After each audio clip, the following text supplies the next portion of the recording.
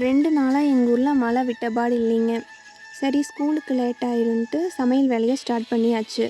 இன்றைக்கி சின்ன வெங்காயம், தக்காளி எல்லாம் வதக்கி மசாலா அரைச்சி முட்டை குழம்பு ரெடி பண்ணியிருந்தேன்.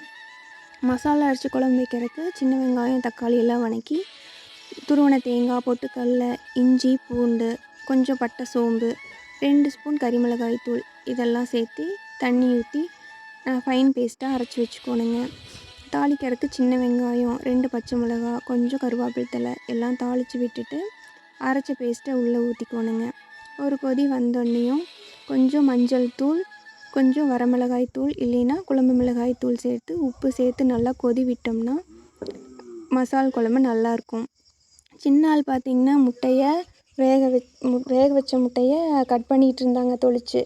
பெரிய ஆள் ஒவ்வொன்றா எடுத்து உள்ளே போட்டுக்கிட்டு இருந்தாங்க. சரி ஏதோ ஒரு வாக்கில் குழம்புக்குள்ளே முட்டை போனால் போதுன்ட்டு நானும் அடுத்த வேலையை பார்த்துக்கிட்டு இருந்தேங்க. சாப்பிடும்போது பார்த்திங்கன்னா சாப்பாடு வேண்டாம், பணியாரம் வேணும்னு ஆச்சு. சரின்ட்டு பணியாரம் ரெடி பண்ணி லஞ்ச் பேக் பண்ணி கொடுத்து அனுப்பியாச்சுங்க. மணி 8 மணி ஆயும் மழை விட்டபாடு இல்லை. சரி இன்றைக்கி ஸ்கூல் எப்படியோ கட் அடிச்சிடுவாங்கன்னு தான் நினச்சேன். இல்லை சரி கிளம்பி போகிறேங்கம்மா அப்படின்ட்டாங்க. சரின்ட்டு கிளப்பி விட்டாச்சுங்க. இன்றைக்கி வீடியோ எப்படி இருந்துச்சுன்னு சொல்லுங்கள். இன்னொரு வீடியோவில் பார்க்கலாம். தேங்க்ஸ் ஃபார் வாட்சிங்.